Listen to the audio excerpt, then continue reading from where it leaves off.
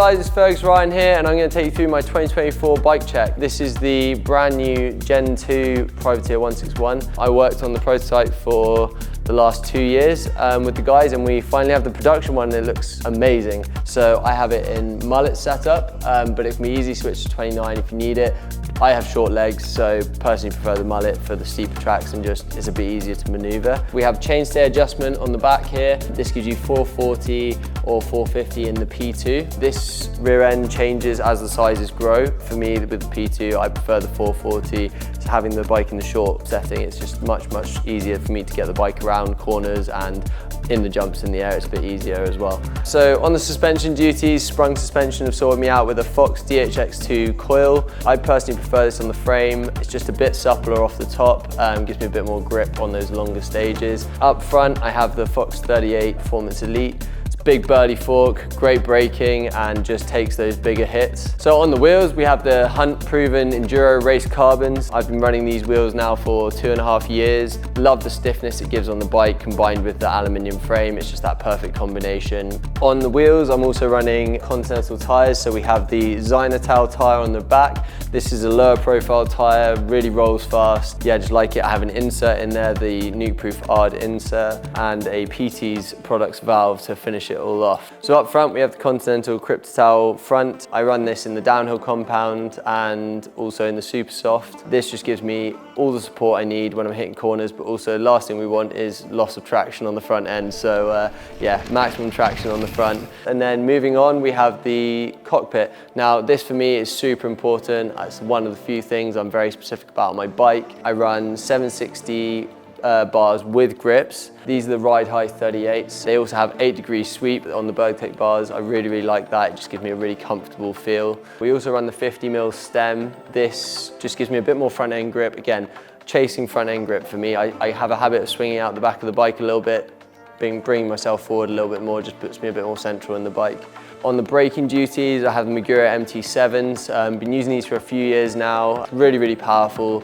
The more powerful I find, if I know the brake's going to lock up and stop me, I can get off them that much quicker and be off them for longer. I run the 220 rotors on the front and a 200 on the back. With the way that enduros are getting now, the stages are getting longer and longer, so heat dissipation and brake fade are a big thing. So if you can run those bigger rotors, yes, okay, there's a weight cost, but the performance far outweighs that cost. We have a lot of electric stuff. We have the SRAM Axis dropper and also SRAM Axis gears. One, it's cleaner, it just looks good on the bike, and two, for me, I'm not good at changing brake cables, inners and outers, and yes, it's a bit more expensive, but for me it's just much easier and lower maintenance. I guess that brings me on to what's connected to the drivetrain. We have the Crank Brothers Mallet E Enduros.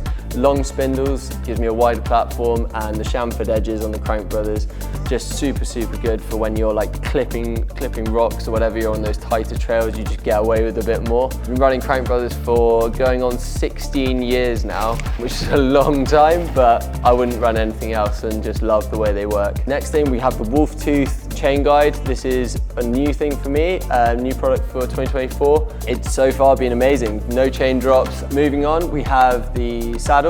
We have the Physique Argo saddle. Having a nice comfy saddle for those big days on the hill is super important to me. Anyone who knows me, who's gone for rides with me, knows that I'm very bad at bringing tools. I try to bring as little as possible, and if I get mechanical, it's a bit of a nightmare and I'm usually relying on someone else. With the Privateer Gen 2 bike, we have mountings to have your own tool, and so I have the Toe Peak multi-tool attached there, super easy to get out, and it means that I am no longer that guy who doesn't bring any tools to his rides. Also, lovely clean accessory, the PT's Fidlock bottle. Again, just super easy when you're on a ride. You know, I'm just sit there fiddling, trying to get your bottle in and out, super quick and easy.